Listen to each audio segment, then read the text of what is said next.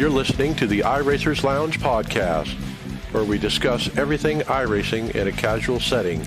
Enjoy.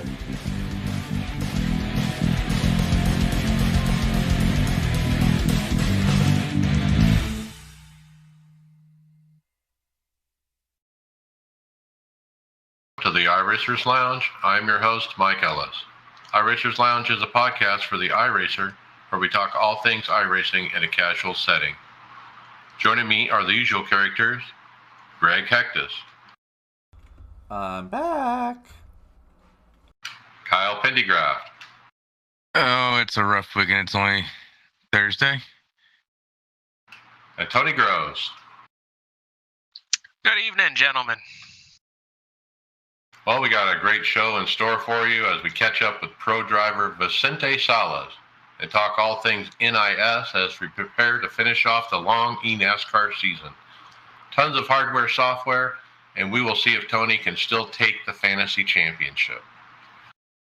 And remember, you can follow along with us on your PC or mobile device in real time as you listen to the show and see for yourself all of the great topics and products we will discuss by visiting iRacersLounge.com and selecting show notes. Hope to see you there. Topics today, Greg, we got merch. I think this only classifies... Sorry, I don't think this classifies for David in our trap, maybe Adam sometimes, but a new merchandise here site popping up. It says t-shirt top split. I like it, top split. I mean, I make top split once in a while, so I guess I could wear this shirt, right? I mean, it's a pretty basic one, right? It's a red box with white lettering on it. This says top split on it. It's pretty cool. They have some other ones there if you go to the website. Now, I mentioned this briefly last week, but whenever you watch a YouTube video on the iRacing YouTube channel, you'll be presented an option to buy one of these shirts below the video. And that's where this link came from. So I clicked it, and they have another one, a classic t-shirt that says iRacing every day, kind of in cursive, and then it's got the big iRacing logo across the back. Yeah, that Chris says, yeah, every day is race day, kind of on the top left corner, like chest area. Oh yeah, I see it. Yeah. Now that ladder one is, I think, kind of steals the show a little bit. I like that graphic the best. Tony, do you think that sweater with like the iRacing thing on the back or something like that, kind of actually, you're right, the sweater looks really nice with the back and front there. Yeah, it's, I don't know, almost like the licensing system. Maybe there's some like road stuff in there that I don't understand, but yeah, it's got like the nice, like kind of like faded wash to it, so it just presents itself nice. Well, it's rookie, D, C, A, or B, A, and Pro. I thought Pro was black. The license colors, you're saying? I think in this case, because the content is black, I think it's doing it that way because they write don't they write it the black strip with white lettering? Yeah, you know what? I think it was just the shades of the colors that kind of threw me off, and maybe that's just the color settings I have on my computer. I like this other shirt. It says, "Keep calm and take it easy into turn one." And then "take it easy" is really in big letters across the chest, and then it says iRacing in the back of your back. It's pretty cool. Huh. I'm out of options. All I got is 4. I got 4 options. That's it. I don't see that one. Oh, well, I also see Barney the Flagman Classic T. Now, there's 2 links. Make sure you look at both links. Yeah, go up and click where it says apparel. That'll get you a whole lot more than what I was looking at. You know, Yeah, so the Barney one's pretty cool. It's literally got a picture of Barney waving the green flag, real big and bold across the top, or across the front. I kind of like the just the plain blue sweater with the iRacing logo. It's a nice hoodie.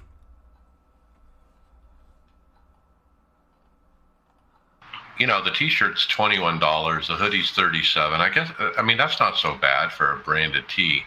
Now, I like the one that they call it iRacing tagged, and it's really got the iRacing logo, but it's kind of off center a little bit, and it kind of looks like, you know, a washed out look kind of thing. Spray paint, like tag in a building. Right, exactly. Are these iRacing socks? Do they make you any faster? Do they make you brake better? Is there any idea about that? $16 for the socks. It's a pretty expensive pair of socks. Of course, there's an iPhone case with that little progression ladder on it, and a face mask.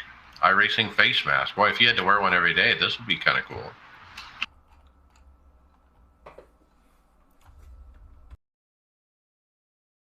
And then when you click on the face mask, you can get different colors. They show it in red, and it's got like a white iRacing logo on the side corner of it. But they also have it in gray and blue. The blue one's pretty sharp, and kind of a gray black.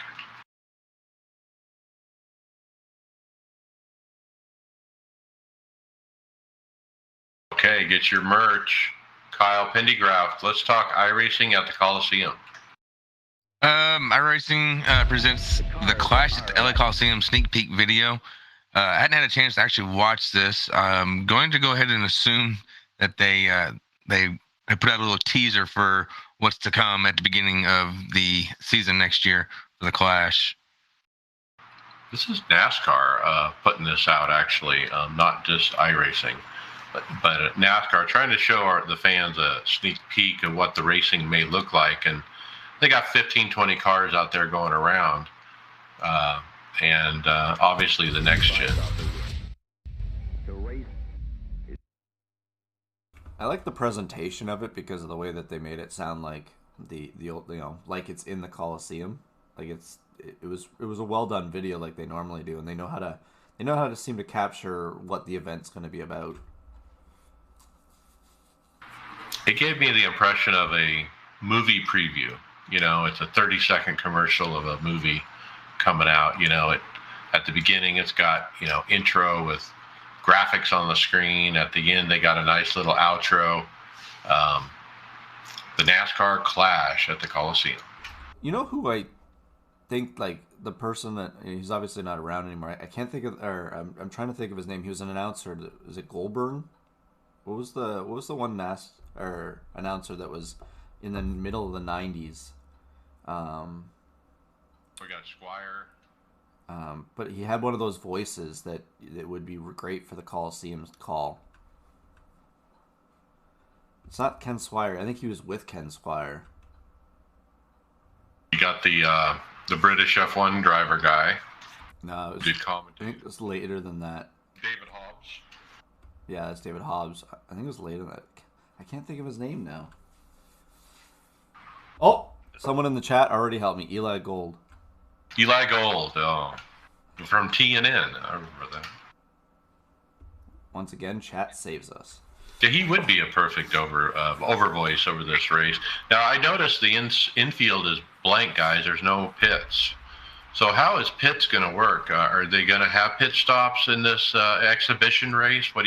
Or you think they're just going to avoid that? Probably.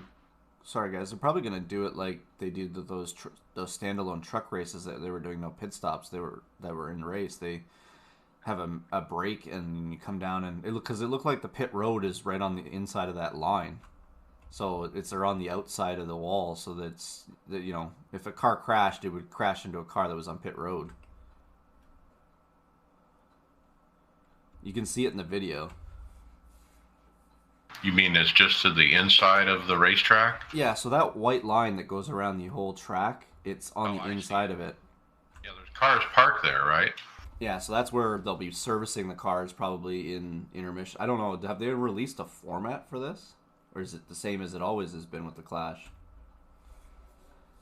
I don't think they have, and I think they're going to have to rewrite the rules because of this, the way this track is. You know, it's not a traditional pit stop, like you said. I don't know if you can have timed regular pit stops, or do you do it like the old trucks do, or.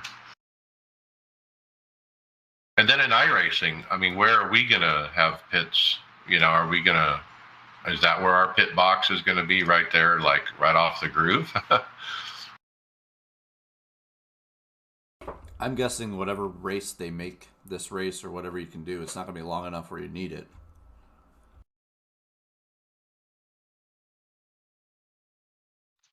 How will iRacing present this race to us as drivers when that time comes? Is it a one-off event? Is it baked into the NIS and becomes the first event of the NIS season? What do you guys think? I think what it's going to be part of, will it be part of the A series, probably just to start the season? It'll be the week before or two. Is it a week or 2 weeks? It's 2 weeks before. I would hope it doesn't affect NIS and they just add it to, like you said, A open, A fixed. In the iRacing atmosphere, this should be like a week 13, because it just seems like it would be week 13 shenanigans. Yeah, that's a good point there, Tony. Actually, the only other thing I can think of, Mike, is could it be a special event on the special event calendar type thing? Well, that's what I mean, a one-off kind of thing, maybe on the special events calendar that's not part of NIS. But to Tony's point, I mean, coming off of Martinsville, oh my God, you know, what a shit show that was. And imagine what this is going to be. It's going to be like twice as bad.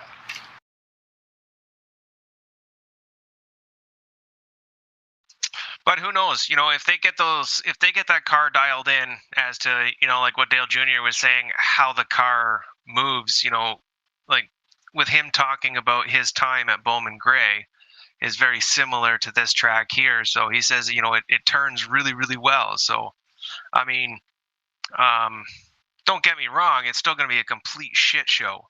But if you can break it off and, you know, like maybe just relegate it to a license or something like that, you might get a little better of a race. Or, you know, guys in leagues could probably put on something a little half decent. When a car turns well at a short track, it makes me think stagger, you know, wedge, and these different tools that they make the car turn naturally. Now, these cars are designed to be, you know, symmetrical left to right, and purposely not have those things. And so, I don't know. Do you think Dale Jr. is sincere? I guess that's my question. Well, he explained it on the download this week that because that thing has the independent rear Lost you, Greg. Oh, he got me now? Yeah. Sorry about that. Junior was explaining it this week because he wanted to get more in depth on his podcast about it, but he had said that the rear end of the car, because it's an independent rear suspension now and a wider tire, the car plants itself and goes. He said if they were trying this with this gen's car on this track, it would not work. The reason it's working is because this car is going to be it'll be a better short track and road course car. We don't know what it's going to do on the bigger tracks because and obviously we don't have a lot of short tracks, but I just think this car is built for the lower speed takeoffs and is able to put grip or speed down or traction down better. Well, you know, when I race this car at a short track on iRacing, I'm not saying the same things that Dale Jr. is saying. I wonder why. Because that car that we have right now is not a finished product. It can't be. There's no way that car sucks. But, yeah, I'd say, like, you know, give it like a month before Daytona, right? So, like, you know, maybe early part of February, late January, and you'll likely see a much better representation of what they put out on the track. And then, you know, as they go throughout the year and they just, you know, figure out how to make the car better in real life, I'm sure we're going to get the updates on iRacing. At least I would hope so.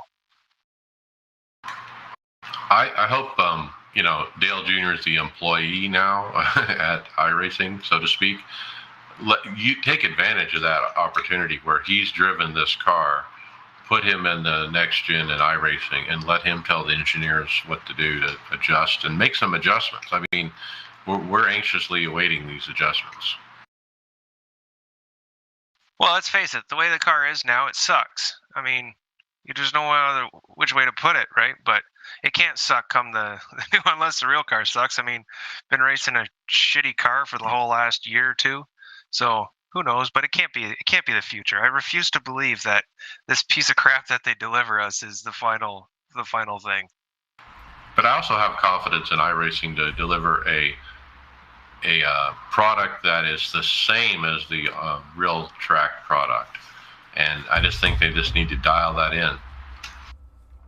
Well, I like what Junior was saying this week about the tires and changing from to the low pro tires.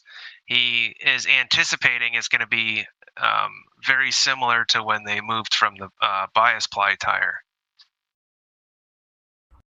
Yeah, it was a learning curve, right? They had to learn what it could do and where its limits were, and I guess things that it's funny though. Do we hear any reports that Stewart crashed or spun the car out a couple times anywhere else but besides what Dale said it on his podcast? And I guess they were finding the Stewart just didn't know when it was going to spin and it just all of a sudden snapped on him. So it's just there's going to be a learning curve, and I think I think the racing's going to be surprisingly good at the beginning, but it also is going to be surprisingly difficult on them because of I think the biggest problem they're talking about is the steering racks too, right? It's a different type of system and it's just not working the same. It'll be interesting to see what shakes out here over the off season. So looking forward to it. Tony, what else might be coming soon? Well, maybe some new trucks. Team Chevy tweeted out the introduction of the 2022 Chevy Camping World Truck Silverado, and it looks pretty badass, I gotta say.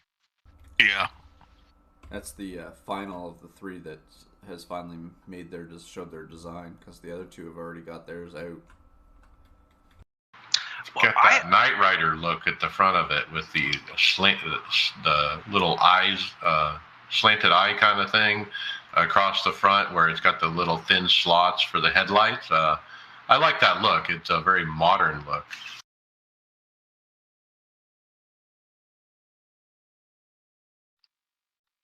If I actually liked racing the trucks, I'd be tempted to buy all three, because I gotta say, they all look really, really good, and I'm not I'm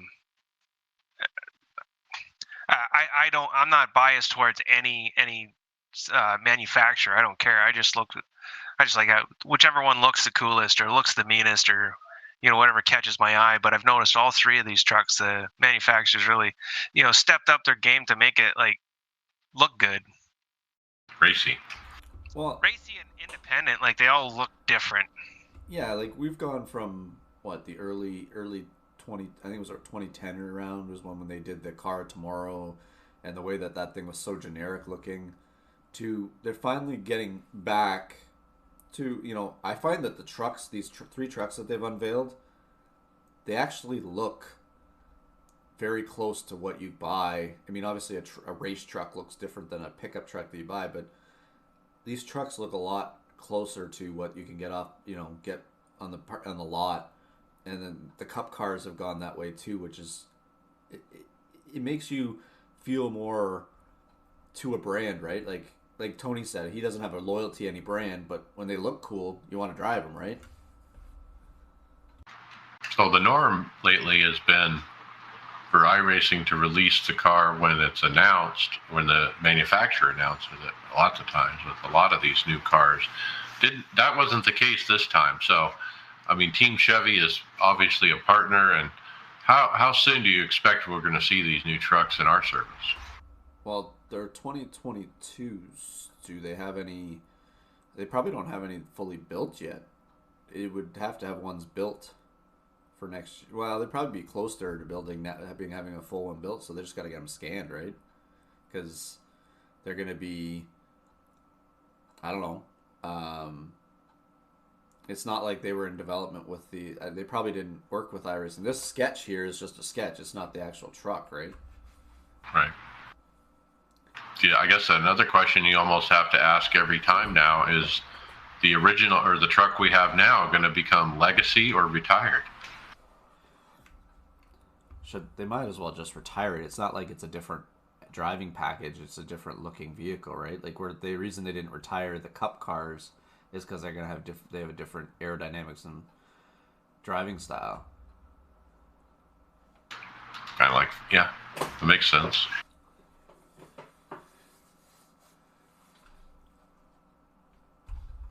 Greg, does iRacing make your reaction time younger? Yeah, so link's not coming up for me right now because I don't have the thing set, but there was a post by John Murphy on the forums, and I think we've talked about this a couple times we were talking about crash avoidance and things like that in your real life, or just driving and noticing things more, but he kind of put up this link here where you can actually determine your reaction time and correspondent to your age, right? My first try, I have the reaction time of a 59-year-old. Is that close? I'm 51 almost. So you're worse, or you're just Well, it was my first try. I bet I can do better the next time. It's easier on the phone, Mike. I found when you're just doing it on your phone, you can tap it the mouse is harder. Right, I was using the mouse, so that's my excuse. But yeah, it's a little website where you can go to, and you are driving, and then all of a sudden there's a stop sign, and you have to click it as fast as you can.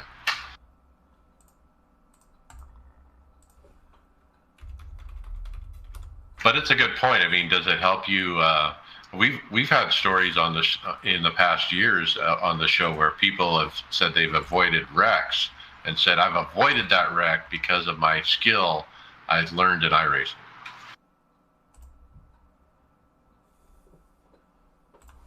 So I think there's something to it.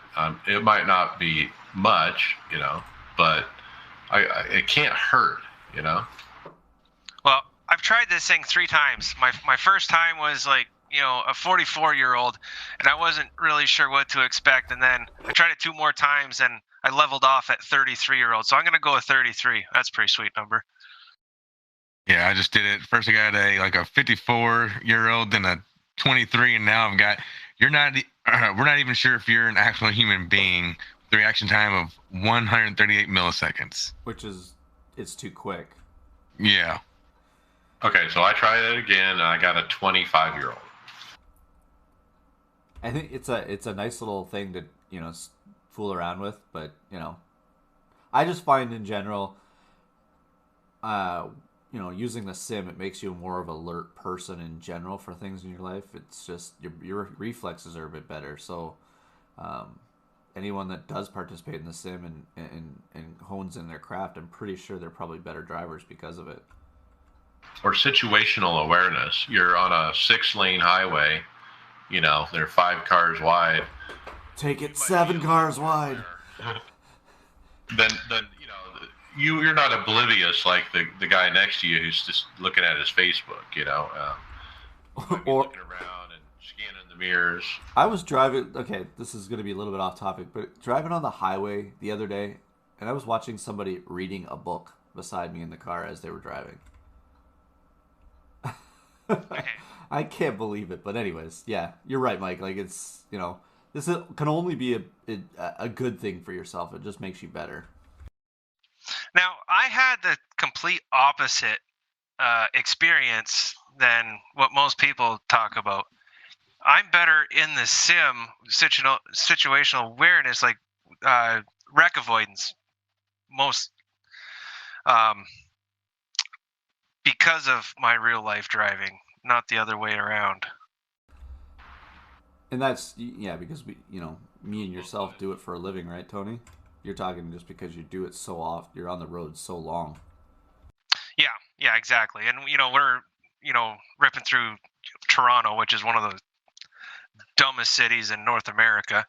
Don't worry, New York and Los Angeles is definitely worse. It's all good, but Toronto sucks just as bad. So you really got to be on your toes. And when I first started driving, it was motorcycles.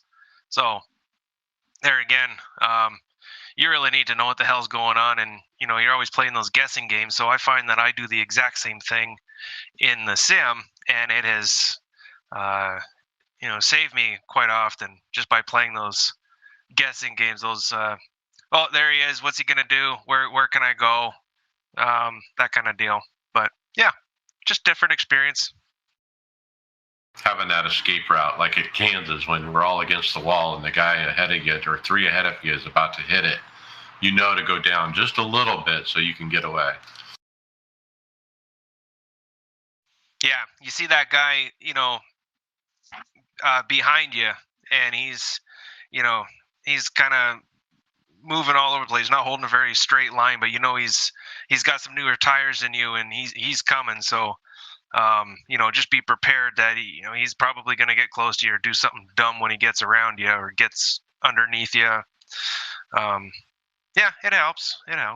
Well, and that's like even when they're when they're in, they got a spotter or something in NASCAR, or even just when drivers at like Talladega or Daytona, you can hear them come on the radio and go, "I got to get out of here because there's something's about to happen." Right? They can you can just sense some of the language of the cars, that things starting to pick up, or things are something could happen.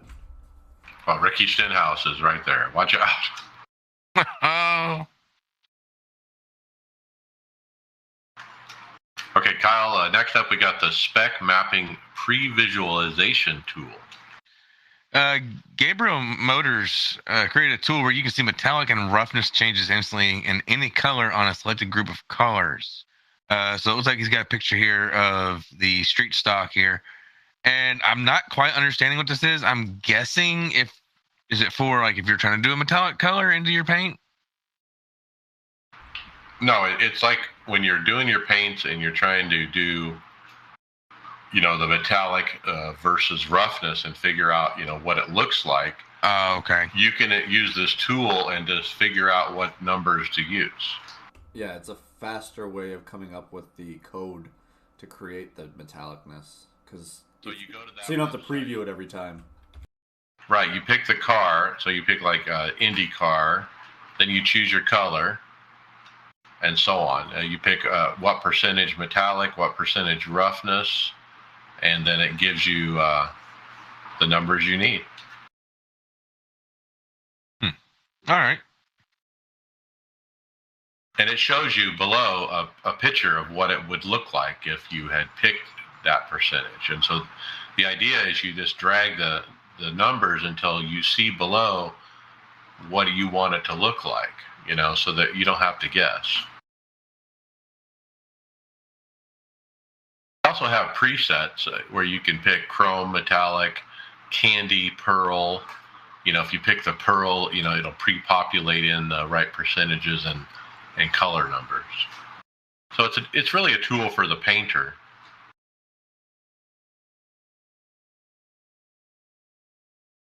I'm not a painter, but if I was, you might want to check this out. The website is gabirmotors.com/spec mapping. Yeah, I'm definitely going to use this because I've been trying to toy around with Photoshop here lately, so what I can do. It's pretty neat how you can just pick the car you want and then slide the sliders, and it will give you that visual representation of what you're looking at,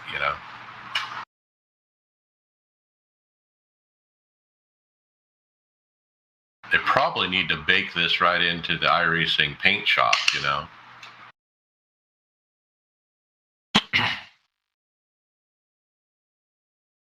Okay, Tony, I'll take this one. Road to Pro Contender opener. Now, I guess I shouldn't call it Road to Pro. I think it's eNASCAR Contender Series, I believe. But the winner is none other than Parker Retzlaff. He takes the opener. after Nick Shelton and Caden Honeycutt make contact on the final laps. And what a heartbreak for Nick Shelton. He led almost every lap. He got the lead early and he kept it. And, a tough break for him. But it was interesting. When they got to the end, there were a lot of cautions. There was some questionable racing. One guy just ran totally over another guy, like it looked very intentional, and not sure what's going to come of that or who that was. But I watched this on my phone. It was entertaining. I had a good time with it. Podium had a great broadcast with James Pike leading the way.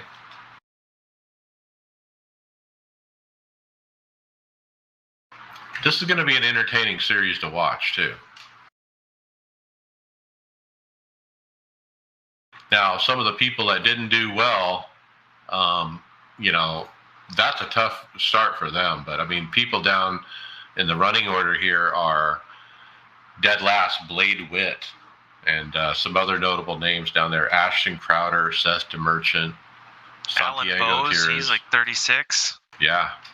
Some people had some really rough races there. How many races are there? Is it 6 or 8? 6 or 7, I think it is, yeah. And maybe one draw. But, it was entertaining. I definitely suggest watching this series. This is going to be who's going into Coke Series, the top 20. Now, one guy couldn't even get started, and that was none other than Brad Davies, who was in the Coke Series this last season, or for many seasons, actually. He's the guy who works at Junior Motorsports, and apparently he had some kind of problem where he wasn't allowed on the server. Like it might have been a licensing problem. It almost sounded like, but it wasn't clear. But he was not able to get on the server in time for the grid. Only 39 cars started, so I presume that just puts him in a hole, and he's just going to have to dig out of.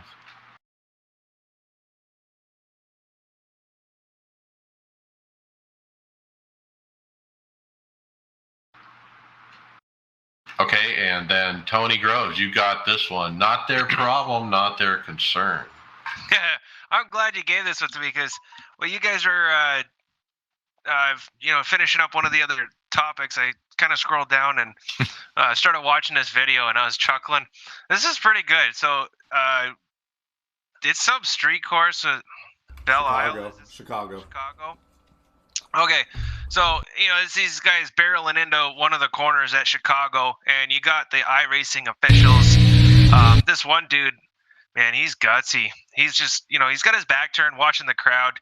Trying to keep the crowd away from the concrete barriers for their safety, I'm sure. And you got the whole field just come barreling down this straight into this corner, and they just murder the cement blocking right behind this guy.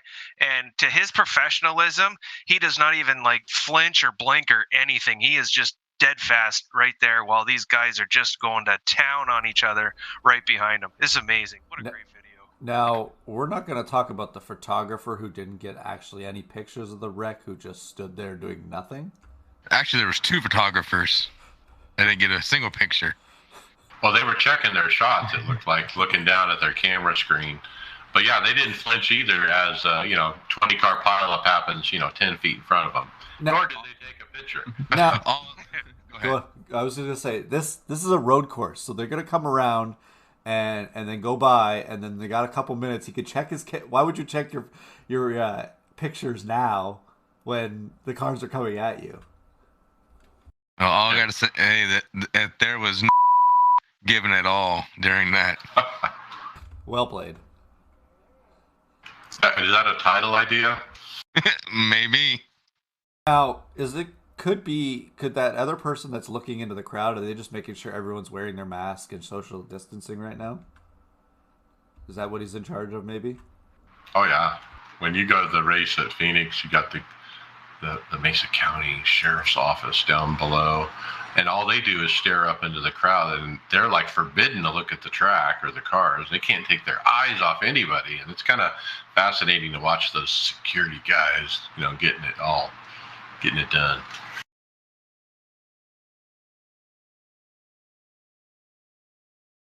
Speaking of Phoenix, yeah, I have to work. I'm not going to go, even though they're coming to town. That's fine. We'll go next year when we all come down, right? Stay at your place for a couple days, enjoy the weekend, go to Phoenix. They got camping out there. You keep trying to sell us on the camping. It's not going to work. Got to save money somehow. That's how you save money, is by camping. Yeah, at Mike's house. We don't have to worry about anything then. The way these houses are, they'll tell you. Okay, Greg, you got another one, a fun hosted racing concept. I actually think this is this is possibly a good idea. Even iRacing should, implement this maybe as a series. But so they're talking. It's obviously on there. They've posted on the iRacing Twitter account, but it's rally cars on road courses. But the objective of the lap around the objective, is to lap around as fast as possible, and you make your own turns. So whatever line you find on the track that goes fastest for you, you can use it no matter what. So obviously, either this is an infinite amount of incidents type of thing they would have to do, or no incidents are possible at all. Right, you cut the chicanes, you go from wall to wall, you cut through the grass, you don't have to stay on course, whatever's fastest. Now, we've kind of done this with the radicals at Darlington or something like that. Like, you can take that radical and you run around on the apron, basically, and you're not even on the track. And so this is kind of the same idea, but it's rallycross at road, and it sounds like fun. One of the replies that said this is called Simkhana. I guess I don't know if I'm saying that right, but yeah, you got it. That we've had a week 13 called that before. I think that'd be a really fun series to try. Just to go around and see what you can do time wise, right? Or the pro trucks, the dirt trucks. Yeah, something like this could get me into road racing for sure. No limits is the best thing for your road racing. Yeah. I meant to go off. Yeah, wink, wink, wink. Just practicing. Just getting a feel for it. It sounds like something for Tyler Williamson. He'd be really good at.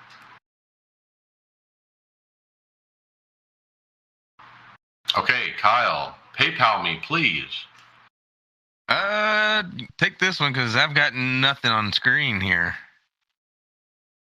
Oh, okay. So what this is, I need to probably put up the picture, but it's a picture of a Facebook group I follow, Sim Racing Builds. Watching, I don't have it either. And it's a private group. That's why we don't have a link.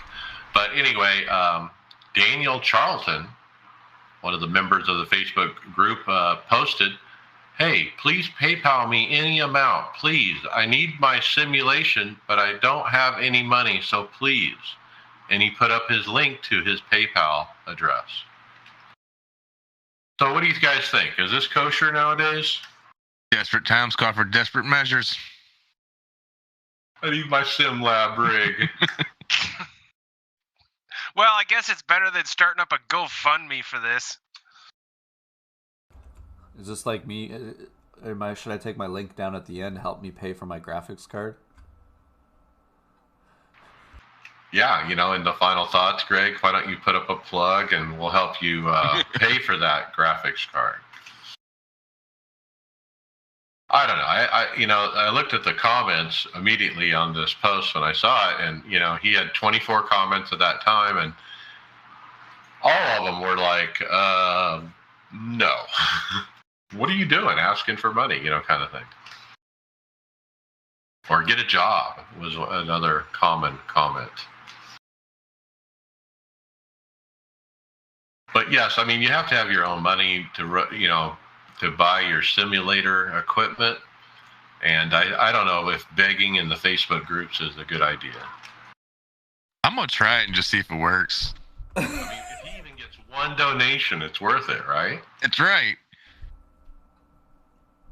And there'll be some smart ass who gives him money, probably. If anything, figure out a plan to sell yourself to like a company that, promise them you'll do something to try and advertise or something. It's probably just as effective as trying to post this to get something from them. I mean, a fans only would even work. There's such an opportunity to make some money. I don't think we can even go. No, that's it. That's it for that topic. That killed that one. Okay, Kyle, Arizona, we have arrived. All right, Sim Seats, and actually some of y'all may have seen their sponsor at the Martinsville race. Posted on Twitter says, Arizona, we have arrived. Today, we're at ASU with the eNASCAR Tour, and Keegan Leahy, the 2021 eNASCAR Coca-Cola champion, came by the school today for these kids. And it looks like they've set up a nice little outdoor event with, of course, they got some, looks like rigs and whatnot out there for them to, I guess, kind of enjoy and have fun. And a show Pretty car. neat. Yeah, and a show car. Pretty neat little gig they got there for that. Yeah, the trailer that I see 4 different simulators lined up there, and then there's a huge video screen up above for replay and stuff. Very cool.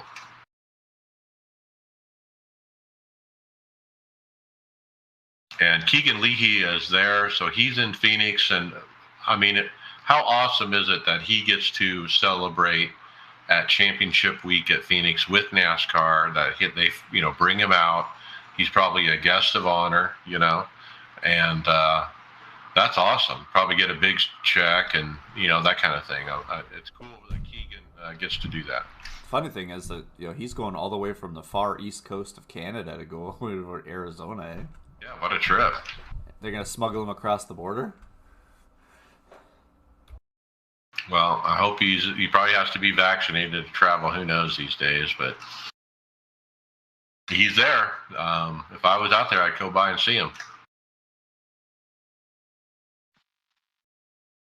All right, I got this next one. David Hall catches up with pro driver Vicente Salaz. Let's hear what they have to say.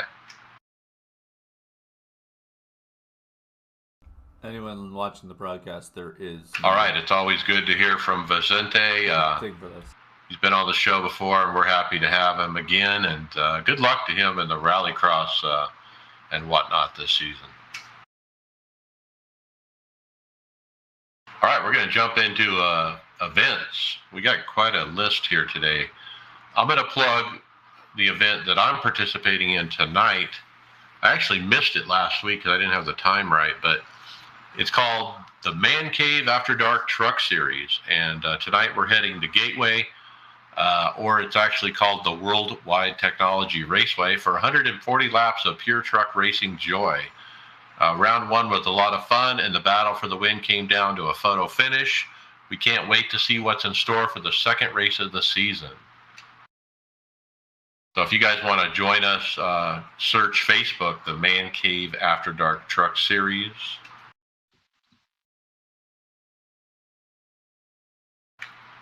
Okay, Tony, how about the next one? We were talking about this one before the show. Yeah, this one is, well, kind of groundbreaking, I'm going to say. This is really cool. This is an event for the family members of iRacing account holders, and it is open to only 15 years and under. So this is for the kids.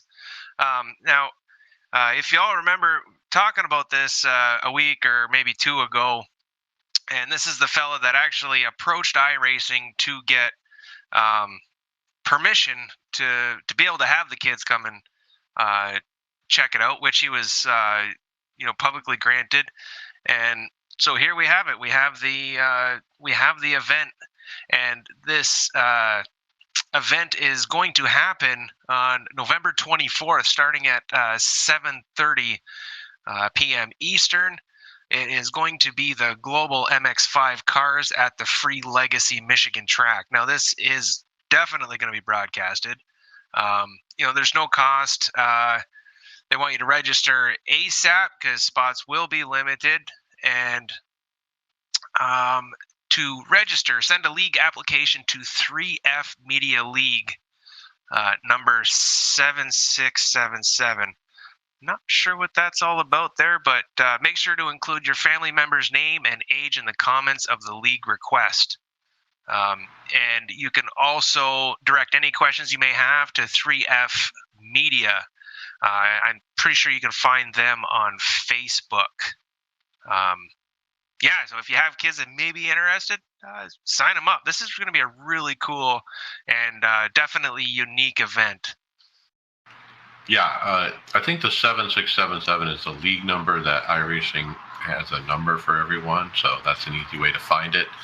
But Global MX5 cars at Michigan, that's a heck of a race there. That's going to be like this huge pack race thing going like 5-6 wide if they're not careful. Great combination. But Yeah. that's what they need is something like this that's going to be fun. The car is slow enough that they shouldn't wreck it, you know?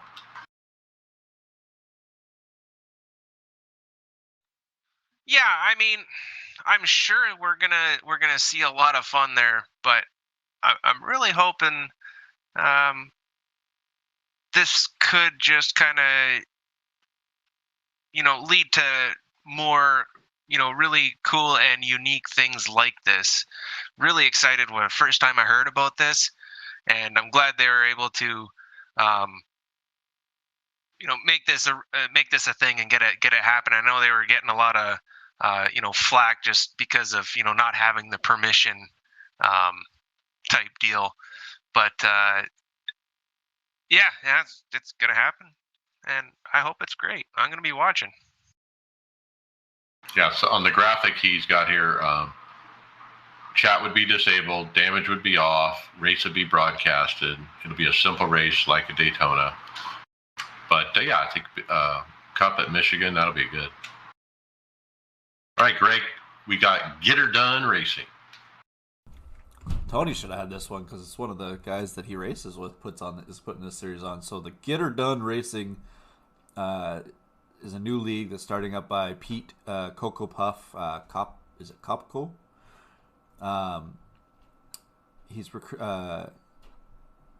He wants to recruit clean, respectful racers looking for good racing. They're going to be running the Gen 6 Cup car on Sunday nights at 9 p.m. Eastern.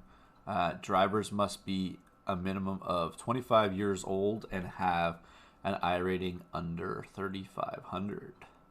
Sounds like it'll be a fun racing league. Get her done. It says no drama, friendly. What are you waiting for? Yeah, and Coco, he's such a good dude. He's a lot of fun to be around. And I believe they had their inaugural race just this past Sunday. And the scuttlebutt that I understand is, yeah, it was a good race. I don't know what how many people showed up for it, but the racing was good. They had a good race. So good luck to these guys. Get her done. I like that. All right. I got this one. This actually was already come and gone, but we like to mention it.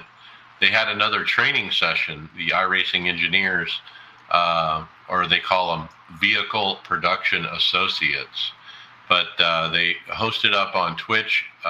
It was Tuesday at 3 p.m. Eastern. How to set up the next gen at Phoenix. And a good chance to try the new track configuration, but with next gen and how to set up that car underneath it. We definitely need some lessons on that going into next year. I'm kind of afraid to even wade into how these cars work, but we got to figure it out. But I was working, so I didn't really have a chance to pay attention to learn anything. I think that we figured out, Greg, the recordings are still there, so maybe I'll go back and watch it. Yeah, if you go to their site, they should still be there.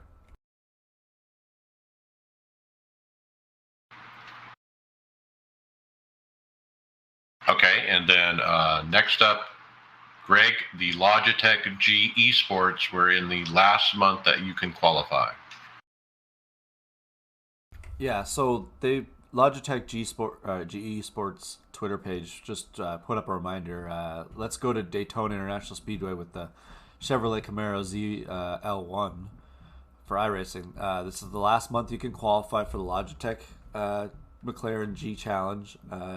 If you haven't qualified yet, let us know in the comments. So it's basically just a reminder to get in there and try your hand at it. So I went looking for this, and I didn't do it because it's a Chevrolet Camaro ZL1. I ride a Toyota Camry. I don't own the Chevrolet Camaro, so I cannot participate unless I buy the car. And I'm not going to buy the car to participate. So, my communication to Logitech is, you know what, you should just open it up to all the Cup cars. It's got to be a branding thing, the reason that they did that, just to make sure certain brands had their car in it. Or laziness, like they only got a release from Chevy and they were too lazy to go get one from Toyota and Ford. It's Chevy or bust. Well, if you have the Chevy, why not? I mean, this is time trials, guys, and you can only get to this in the beta UI. But if you open the beta UI and hit time trials, you'll see this and a few other ones. There's about a dozen to pick from. But it's as easy as that. You just click it and run it a couple laps and you're done.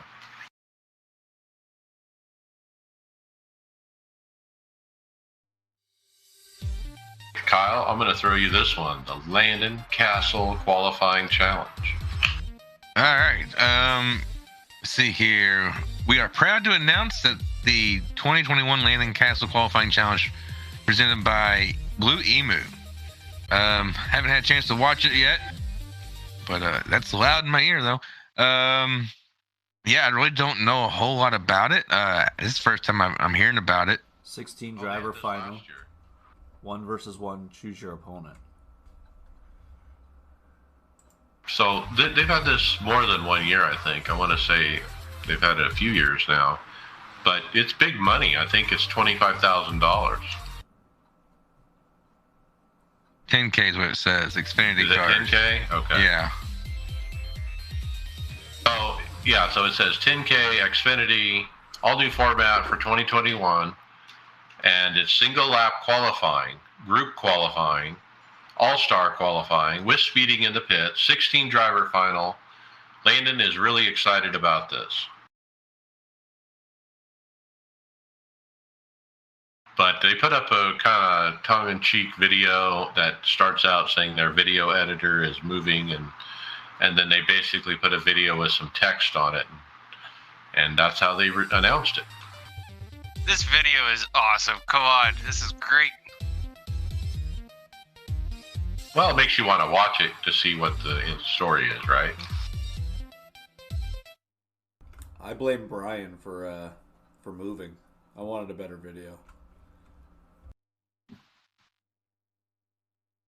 Well, when Landon Castle and Parker Kligerman get together with their iRacer.gg, they usually have some pretty neat events. I mean, you look at the firecracker race, and that they have in every year. That's a huge one.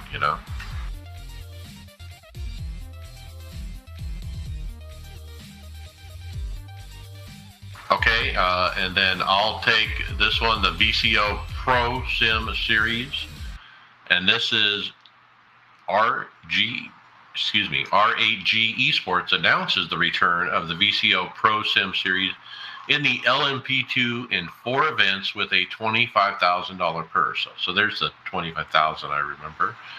But yeah, what a purse. So it says the best esport racers and the fastest real-world pros. There'll be 2 30-minute races on each event. Stay tuned for driver reveal. So I don't know how you get in this. I don't know a lot about it. I saw it on the Twitter. They also posted later in the week a vote. Hey, which circuit will host the season opener? It's your decision. And so round 1 track vote was either Mid-Ohio, Road Atlanta, or Red Bull Ring.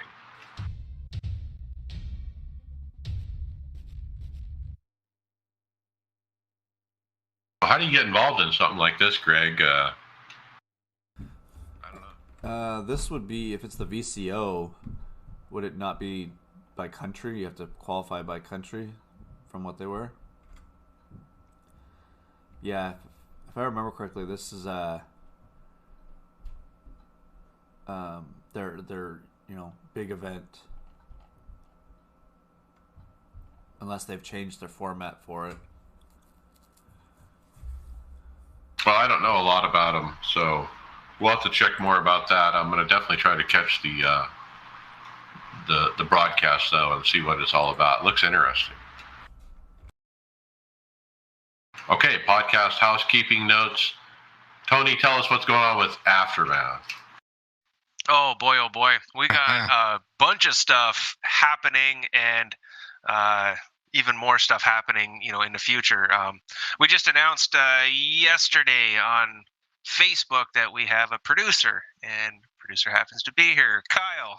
Thank you for coming on to help us out, kind of straighten out our course, I guess, because we've been kind of slacking there the last little while. Need a little help. Understatement. So, yeah. But what do we got happening now? We are recording this weekend. I don't know what that is going to look like, but going into the future, we are going to have better plans as to what the show is. What you kind of can expect from the show.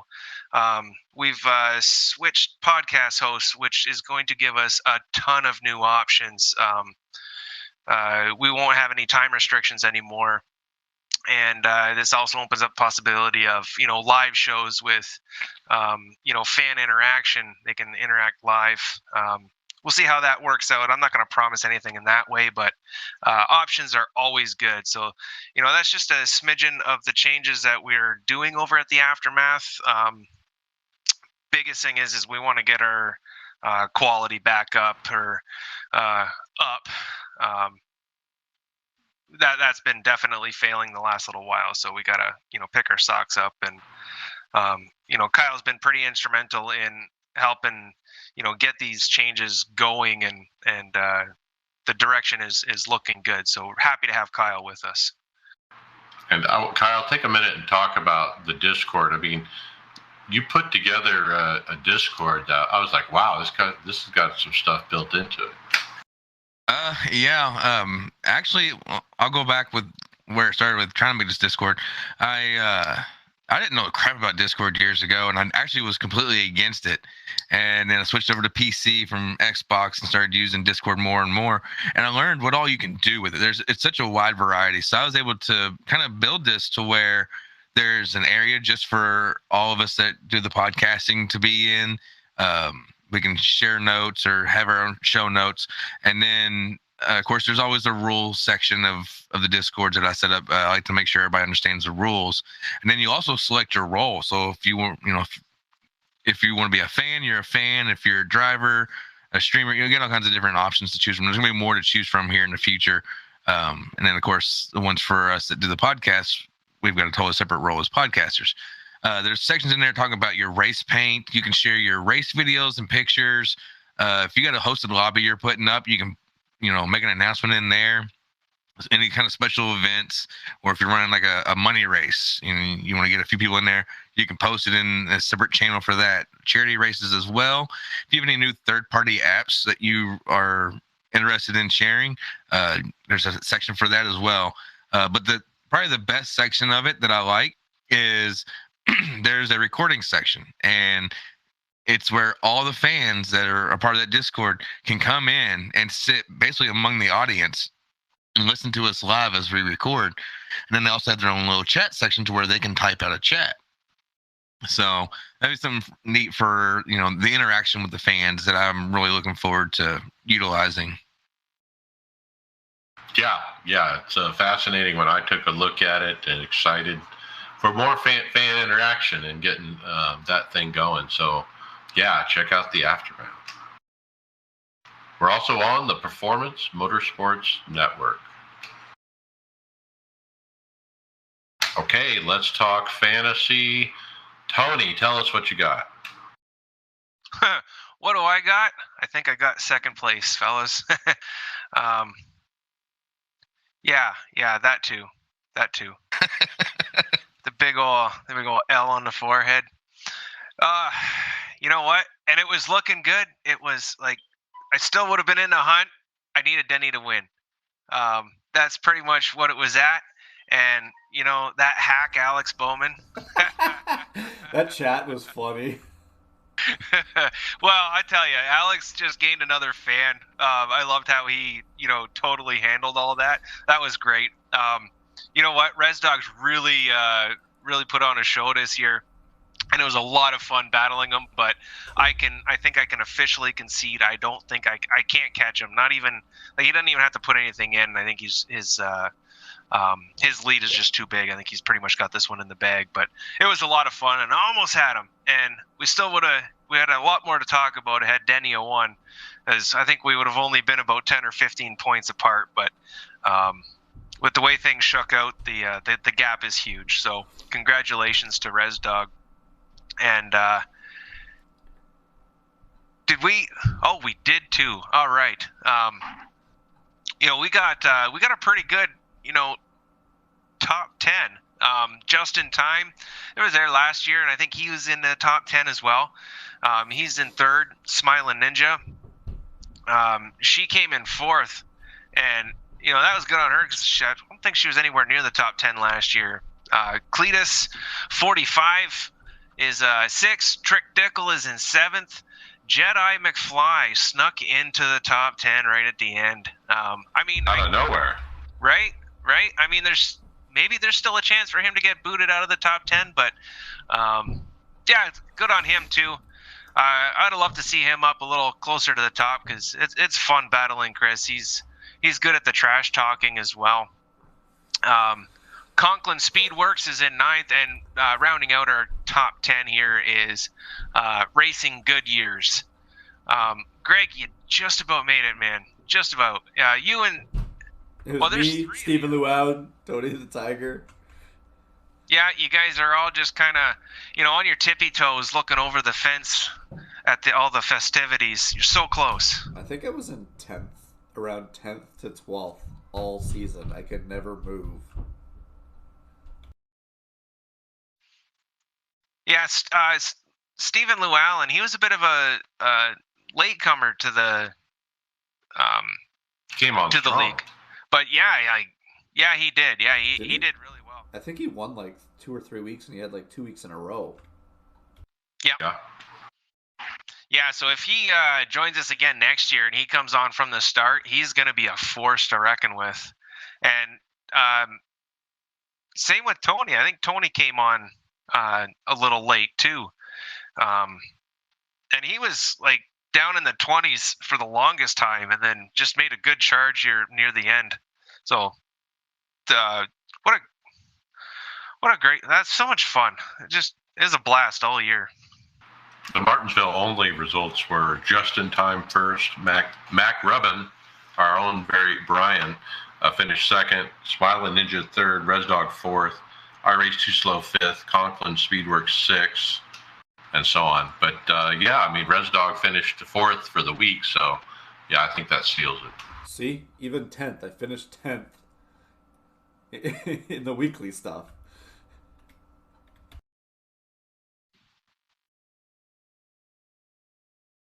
Well, I guess we'll be able to talk about this one more time next week after Phoenix, and then that'll be like another year of fantasy. And this is no, you know what? I'll save what I gotta say till next episode, when she's all wrapped up, and just give some yearly thoughts on the whole deal. So no, this is just what a ton of fun. Yeah, it's fun to talk and at least talk about the NASCAR race a little bit during the show. So I love the fantasy. This is our second year. Looking forward to year 3. Hardware, software, Greg, we got Heiskenveld, Sim Pedal Sprint, Team Redline Edition.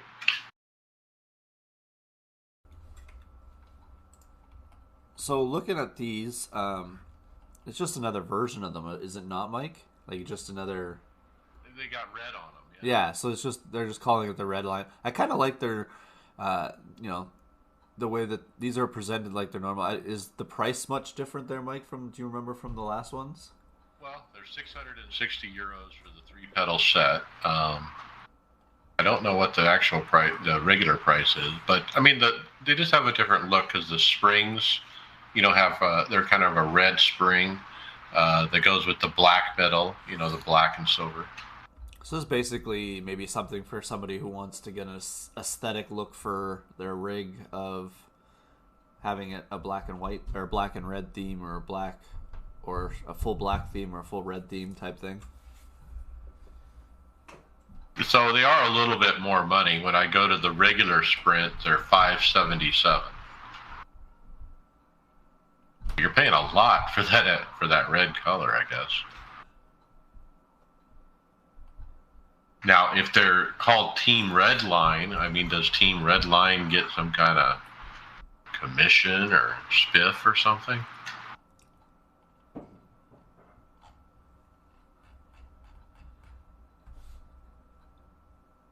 Definitely one of the better brands of brake pedals, though, is it not? Well, popular. I think popular. These are quite popular, yeah. Let's keep moving. Kyle, we got the Loophead Deck Live.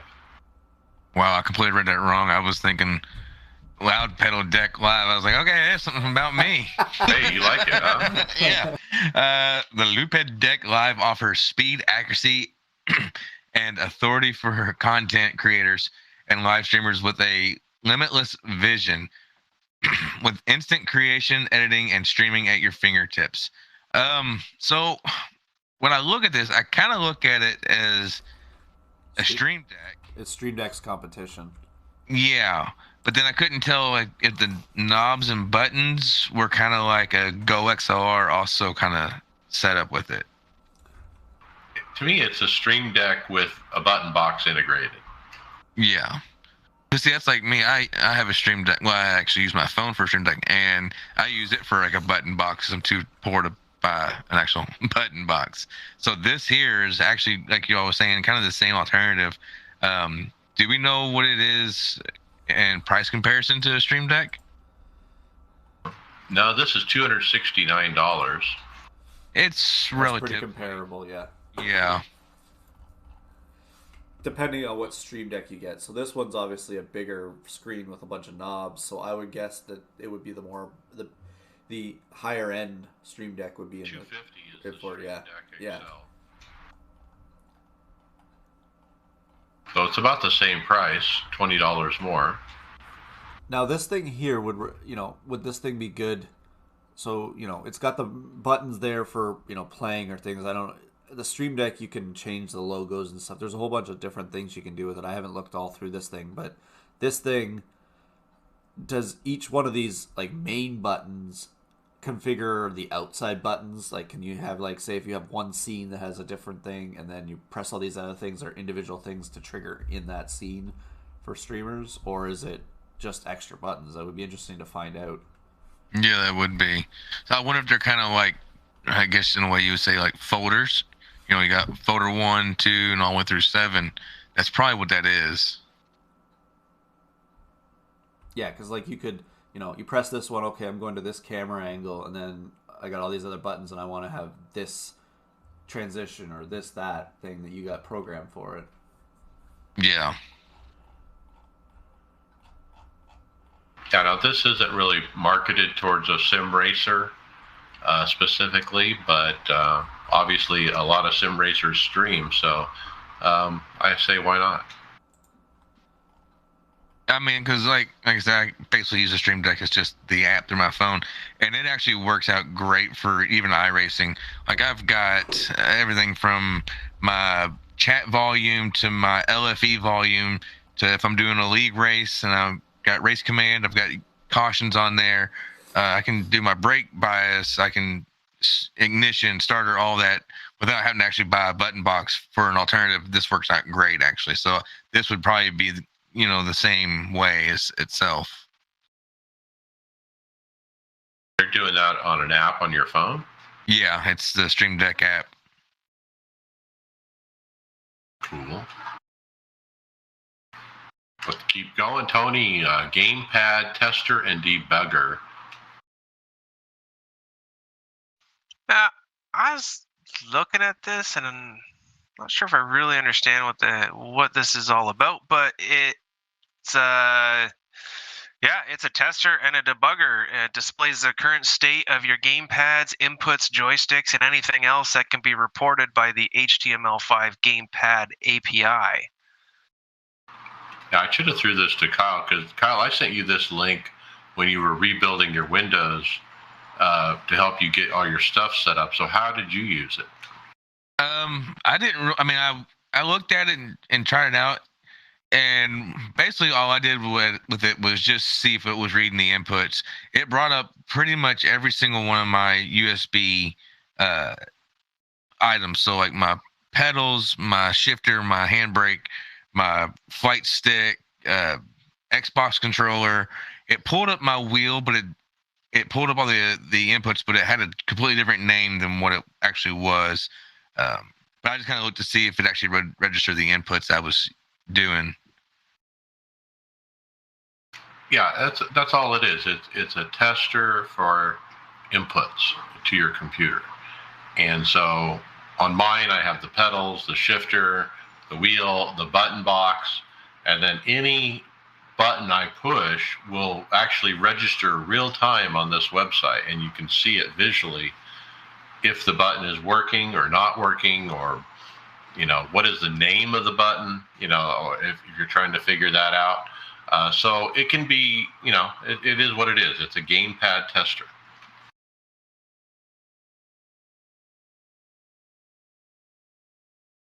Anyway, that's one of my bookmarks I keep. It comes in handy if you're troubleshooting. Okay, I'll take this one. The Race X Pro chassis sells for 999 euros with the seat, 699 euros without. And boy, how do I describe this for our audio listeners? I don't know. It is a tubular chassis.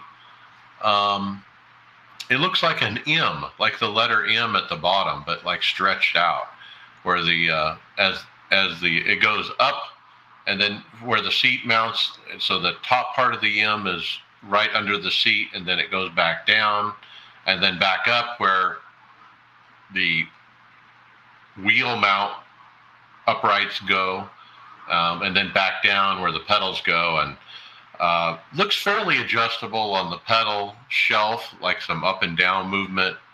I don't know. It's a tubular cockpit. It's pretty cool. I think it was built more for style than it is for functionality. Now, what's interesting about this is actually Sim Labs' second brand. So that Sim Labs has built this other brand called RaceX. So it's racex.store is the website. And you go on this website and you don't know it's Sim Labs, but it is Sim Labs. Is anybody looking at this just as concerned as I feel for those two bars holding the brake area in, just when you're putting that kind of pressure all the time, and there's there's nothing underneath it that's supporting it? It's being held by those 2 points in general. Oh, no, you're not going to have any issues with that whatsoever. They're almost like they're a rod, is it not? It's like a full rod. Yeah. What the heck are they called? I can't think of what they're called. Like the closest, it's almost like an actuator, but not. But yeah, you're not gonna have any issue with that. Yeah, those things are super strong. Yeah, it looks to be at least all aluminum on that bracing there. The wheel deck. I mean, what about the wheel deck? It's got the same type of deal there as well, kind of holding up that wheel deck, but giving you that adjustability. They show a CSL DD mounted on it to kind of show it's it works with direct drive, I presume.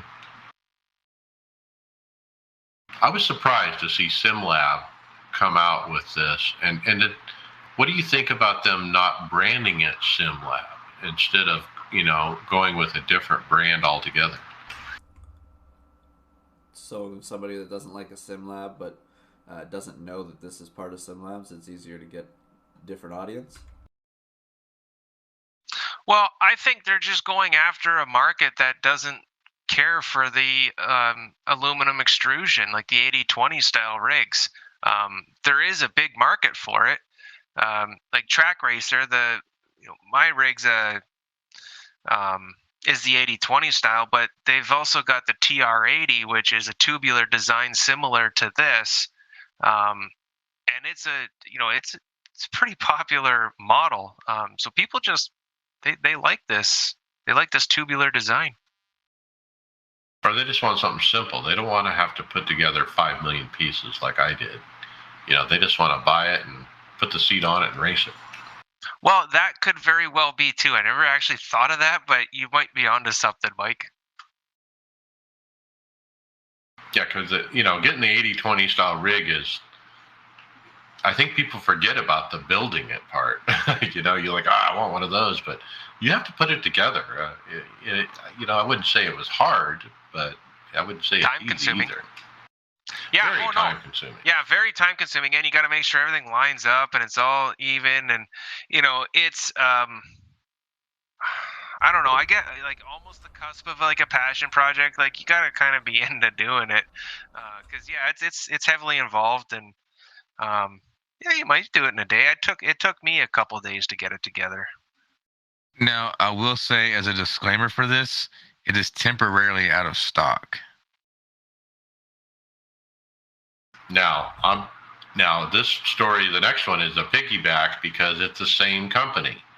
We have SimLab has upgraded their product pages with product highlights, including the new WS Pro wheel stand.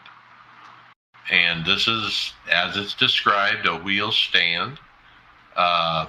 It has a optional bolt-on seat holder that you can mount to it optionally to have a seat hooked to it. And this is their answer to that play seat, wheel stand, I guess. Next level. What's interesting is it's under the SimLab brand this time and not the Race X. Well, it looks like they're competing like you said with Playseat, and then there's Next Level has their own stowaway. Like these are compact put away ones where you can this doesn't just target sim racers, it can target console racers too, right? That race in their living room for PlayStation and Xbox and things like that, right? Yeah. Yeah, because it resembles my Next Level rig that I've got. Pretty close. So they're just trying to get every kind of rig, it looks like, up for sale anyway. So why not? Well, they have this other one here, which is like, it's just like the stand, like just the stand part without the seat too, which is like, is that like the TV table that you can have type thing, the sim table? Couch, You're in the living room, you just set this down in front of the couch, hey, you're good to go.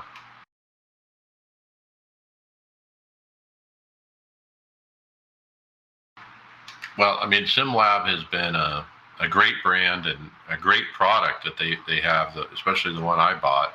I love it. I mean, and it's neat to see that, they're a trusted brand, that they're building other products, and they have a wide variety now to choose from.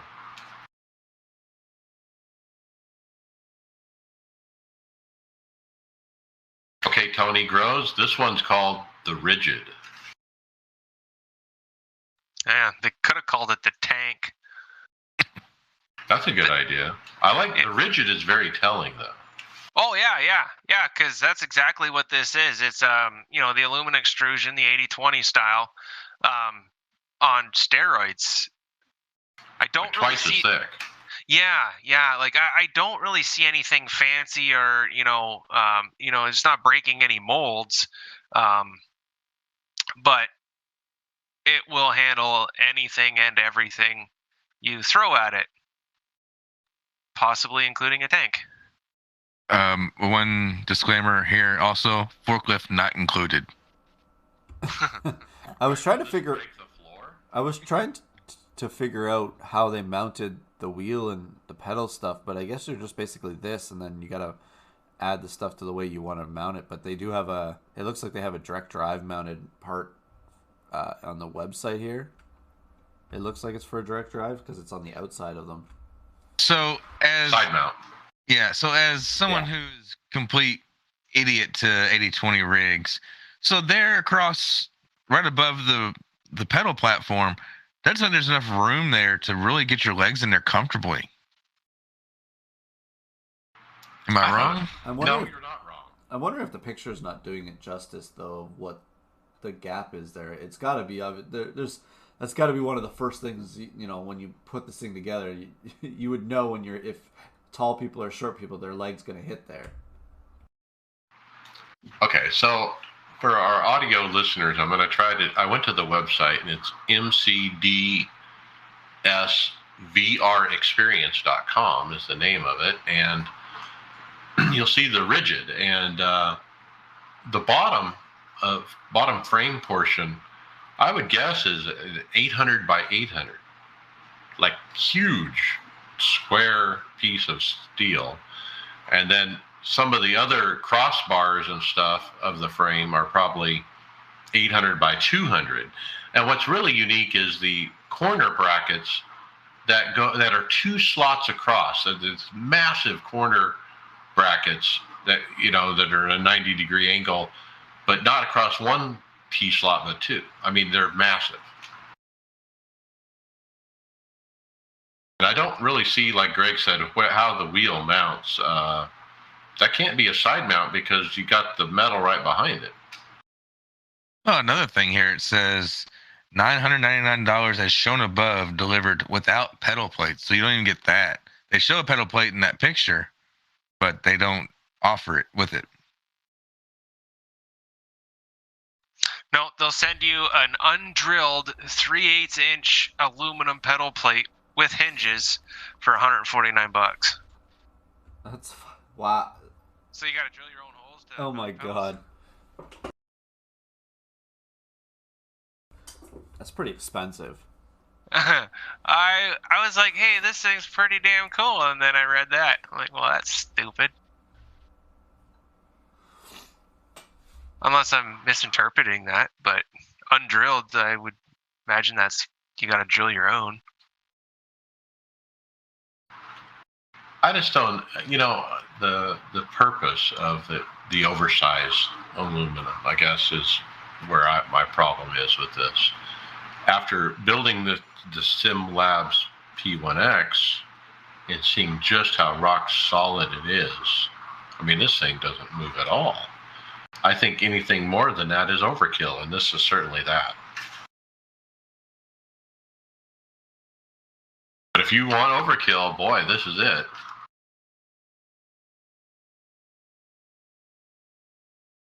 I mean, look at the uprights for the wheel mount. Okay, so you got the normal, every rig has those uprights.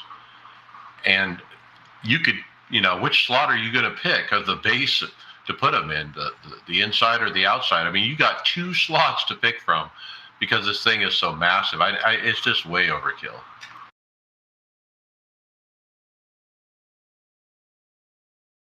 All right, well, I beat that dead horse enough. Greg, this one is called the smartphone mirror. Those dang backseat drivers. No, I've always wondered if this was going to be something that was possible. So I'm just trying to see who's the person that posted. It was from boostedmedia.net. They posted on how to use your smartphone as a rear view mirror.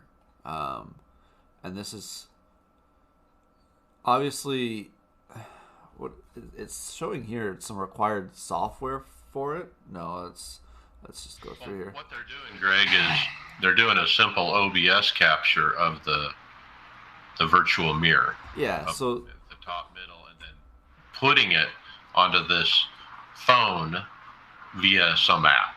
Yeah, so it's not really what it's basically just screen capturing, kind of like what I do for this podcast. It's not Right. it's not an actual mirror. Like, I think that would be, I don't know, any of you guys that run triples, do you think having an external mirror would be better than having one on the screen for iRacing? I don't know. I mean, granted, I don't use the actual in-car mirror. I use the artificial one. And, I mean, it does just fine for me. I just looked into this, and I will say for any iOS user, I'm sorry, but we're out of luck on this one. That'll It's an Android. It's Android, yep. The best one to be. That's where all the cool people hang out. Now, when I first saw this, I was definitely interested. I'm like, ooh, this looks cool. And I watched the video and everything, and my problem with it is it's just duplicating what's already on your screen. So you're screenshotting basically, or video shotting that virtual mirror up above, and you're just putting it on the phone. That's what it does. Now, if there was a way to put it on the phone and not show the virtual mirror on the screen, on your normal screen, then we're onto something. Wouldn't it? I would love to have a separate little screen for a mirror if I could get rid of the one on my regular screen. But in this case, you're just duplicating it. So the guy from Boosted Media, was talking about, is this really cool or not? And he said, there's some aesthetics to having it on a separate screen that sticks out, an inch up, from your center one, and it gives a little depth perception and maybe adds to the realism a little bit. That's basically his take. Now, the only other problem is doing this type of thing too. So anybody that's got a weaker system, it's taking up resources to try and create this too, right? So you obviously can't stream if you're already using OBS to put something on a phone. So you're not going to be streaming with OBS. So it's not for any streamers to use. It's a limited, or probably a limited audience for this. Yeah, and he just used like a cell phone holder, and he kind of just stuck it out from the top of his center monitor, and just had his cell phone just kind of hanging there above the monitor, and that's how they did it. And anyway, if you want to try it, it's you have to try that Android app to basically mirror it. And it was, people were worried about the delay or is there any lag, and during his testing, he determined there wasn't. I mean, it was real time enough to consider it real time. If you watch the video, you can see a bit of a delay. Okay, Kyle, next one is a GPU alternative. Yeah, so it looks like here, if you are having trouble, which I'm sure most everybody is, unless you're Greg over here, finding a GPU, yeah, rub it in. Linus Tech here has a YouTube video basically stating that, is it worth it to buy a junk computer in order to find you a hard to find newer GPU? So I'm going to be checking this out because I'd like to have an upgrade. And if this is what it takes, then by golly, I'm going to find me a junk computer. The problem is the junk computers they're not putting the cards in them. They're not putting good graphics cards in junk computers. Yeah. That was my option. Like, I mean, we'll probably talk about it at some point here near the end, but when I was going in to look for it, I was looking for a pre-built because that was probably the only option to get a graphics card.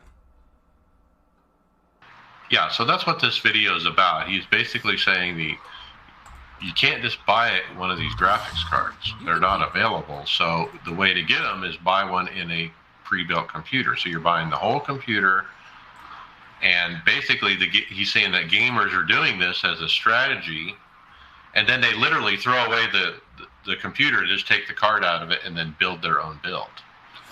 Now, Linus Tech Tips takeaway on this video was, hey, the computers they're putting in aren't that bad. If you update the power supply and maybe put a better cooler on, that's all you need to do. Everything else is still good. So his takeaway is, don't buy the throwaway computer just to get the card and throw away the computer. Keep the computer and then just swap out a few key components. And so, Greg, I think now is a good as time as any. So let's talk about you. You decided this weekend that you needed a new build. You need a new computer. So tell us how you were able to get a card without buying a pre-built. Well, I was kind of just like I went to I don't know what's the equivalent in the States. It's called Canada Computers here, so I don't know. It's like a micro computers or something in the States for you guys would be the equivalent for it. But Micro Center. Yeah, something like that. Basically, I went in there and I was talking to one of the salespeople there. They were I was like, "Do you guys have this in stock?" And it was a pre-built that had a 3070 or a 3080 card in it.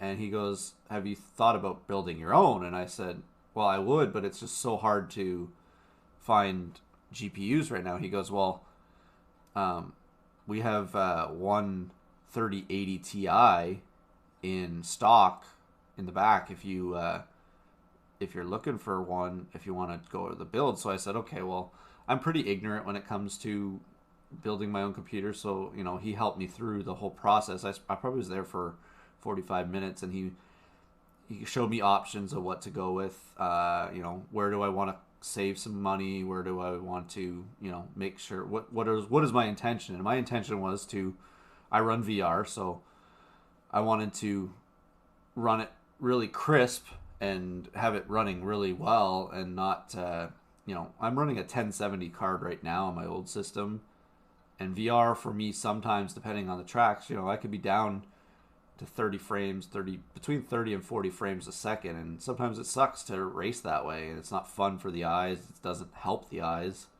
But so I decided to go in and purchase it. So I did a whole brand new build. So the one I used to race on is now I'm gonna use it as a streaming computer and my video editing computer. But I've completely built a whole brand new system with a 3080 Ti. I'm under the Ryzen 7 series processor, the 5800X chip set. I've liquid cooled it as well, and it's not a top of the line one. I've spent some good money on it, but it's what I wanted to race for sustained time, or I can race it and not have to worry about it on the highest settings. I hope. I haven't got to fully test anything out yet, but I'm hoping it can be fully maxed out. You didn't overpay for the card either. You didn't get scalped. No, and well, that's the thing. Like when you're going to if you're trying to buy it online, you're going to get fleeced, right? Like you're buying it from somebody that probably used a bot to get a whole bunch of them and then tries to resell them. You're going to get fleeced. The stores, they'll have them around, where they should be price wise for depending on the brand. Yeah, so I just looked up that card. It's around $1,900 US from a reputable source. Ooh. Yeah, so the same card that it was $1,900 Canadian. So that's either yours is overpriced in the States or something. So you got a good deal on it. That's a good price. Yeah. So it was good to get this. I'm not really great at building these computers. My dad has always built my computers, so I went over to his house twice this week to work on it. I called him on I think it was yesterday after I was done work, and he goes. I asked him what are you doing? He goes, "Oh, I'm just working on a patient here," and he had pretty much finished up building it. And when I got over there, we had everything running, and then I started doing the wire management and the way I wanted it. And then I got home later last night with it, did some playing around, loaded iRacing. I haven't got a VR and stuff loaded yet, but that's after the podcast tonight. Exciting. I want to talk about Kyle. I think your heart may have stopped when we told you how much that card stopped. I mean, Yeah. so let's talk about that a little bit. I mean, to do a computer build these days, do you have to spend $1,900 on a card? I mean, I think the most expensive card I have, the one I currently have, was $700. And so, Greg, I mean, you could have probably found a card that's around $700, but why did you go with this one and spend almost, $1,900? Just the way that I think for me too, I don't know if the market's going to correct itself anytime soon here either. Like the hardest part is right now is projecting, is these chipsets going to be available, or are they going to keep this demand the way it is, to feed this price tag? And I don't know, because everything, it seems to be hard to get anything electronic right now that's either produced in China or just in general to get all these things built. And I didn't want to have to, because I that's what I was doing before. I was just replacing graphics cards and memory and stuff like that to try and get the system better when I was adding stuff to it. And it's like, I have money and it's not a huge thing, and I was like, I might as well just take the bullet, spend it now, and I won't have to touch it for a couple of years and hopefully enjoy it. And the one thing that I was really worried about too, and I'm thinking down the road, is iRacing's got that big update for the rain coming at some point, and the resources that's going to take might completely put my road racing side out of it in the rain or whatever in VR. It might just make it either unrealistic to race it or just not fun to do it. I just love the idea that you're really future-proofing your computer for years to come. I mean, when you buy a card of this stature. And the other part is, like, let's go into the graphics and let's turn on everything. Let's check mark everything. Let's turn everything to high. And all bells and whistles, as high as you can do them. Why not? Yeah, and that's, sometimes, it'll be good. Then I can use this other computer and I can use it as my, like, a capture card or a streaming computer, and I don't have to use the resources on the other computer while I'm racing to stream. I can stream my racing through the other computer. Pretty cool. So while we're on the topic of this and graphics cards, I kind of want to go a little off topic while staying on topic at the same time. Has anyone noticed with the new Phoenix release that the graphics, if you got your graphics meter at the top, that it's actually reduced the frame rate a little bit, and you have to adjust your settings? Because I know, like, mine's been running, I had it constant at 60, then I was able to bump it up to about 120, and then all of a sudden Phoenix came out and I raced Phoenix, and I was getting like 30, 40, 50 until I had to go through and change it. I think it's so track dependent on how well they refine the track, because I used to have that problem. Like, I could run a track like Road America, Le Mans, any of these detailed tracks, and then they released Catalina the one time, and that went from I was running 40, 50 frames per second in VR, and then I went in a race and it was choppy, and I was running like 25 frames per second at the same graphics setting. So I think some of it just depends on what the track is using resource wise. Yeah, I haven't noticed any frame loss at Phoenix. And Mike, you run a 1080 Ti, do you not? No, 2070 Super. Oh, you have a Super now. Okay, so that one you could probably have that pretty full on graphics wise. Can you not? I have almost everything turned on. I have some stuff turned off, but not much. But I my frame rate is 30 to 60 basically. Well, and I think I mentioned to you too, my other option that I'm planning down the road, like now that I have the computer down, is I at some point want to turn my rig into a triple monitor system as well, where I can have two app INI files or I have one for VR racing. And if I'm tired of VR racing and I want to run with the monitors, I just race with the monitors. Yeah, there was software we found once where you could switch those out easily. And then I mentioned, Greg, with your new build, you should try the iRacers Assistant software for startup, where it fires up all your different third-party stuff all at once. Well, and see, this is the other nice thing about me having a separate system for just racing. Now, I'm only going to have the icons and things that I use for racing on it. It's going to be strictly that, and anything else is going to be through this other computer. Like right now, I'm running the podcast off of my studio. I'm going to call it my studio CPU, and then I have the other one is my racing one. Well, I certainly liked your pictures. The cooling looks awesome. I was hoping you were going to go with water cooling for that card.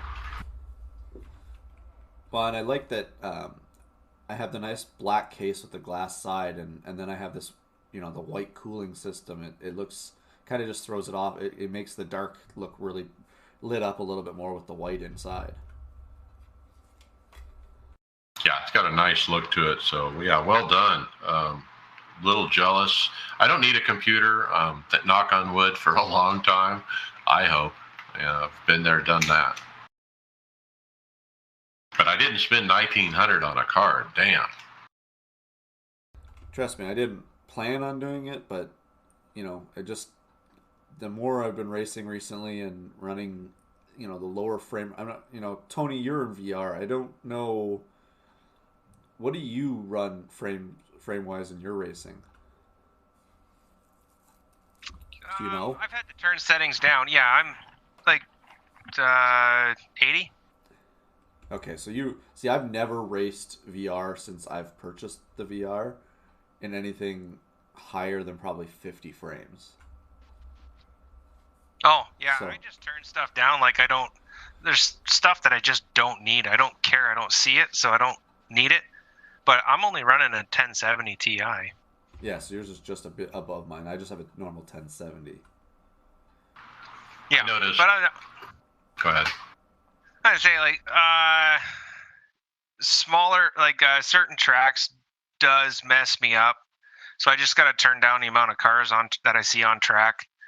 But other than that, yeah, it's just I just replaced my motherboard, CPU, and all that stuff. I gave that an upgrade just last year, but the video card was out of my reach, and it will be out of my reach. It still does okay. iRacing trips it up a little bit. Nothing else that I do with the computer, though, even it's fine. So I don't see an upgraded video card. I can wait out this chip shortage. One of the things that I'm kind of interested in, and I don't know about you thinking about this, Kyle, I'm interested to play Grand Theft Auto with this card fully on my computer with everything and some of the mods and stuff. Yeah, because when you play in these custom servers like I do, they use a lot of resources. So a better card will do you a lot better. Watching David Hall's stream at Phoenix, I realized he has a lot of stuff turned off too. I don't know what card he has, but he had the grandstands turned off, and so you couldn't even see the green cactus or the new grandstands or anything in David's stream, and it looked a little odd. Well, and that's the one thing that I did. I did kind of funny as soon as the pandemic hit. I turned the crowds off just as a joke because nobody was going to the tracks anyways. So why have fans for us? But I can't turn those back on. I've had to, some of the like Kyle was saying, some of the things that have been updated I've had to take away. I think some detail in the pits. Sometimes some tracks I even have to turn off my pit crew just because of how jumpy it can be. Yeah, so it'd be nice for you to be able to turn everything on and to see what's different. It'll be interesting to see. I'm hoping, fingers crossed, that I have everything set up for tomorrow night to test it at Phoenix. So it'll be ready for the big race for Monday.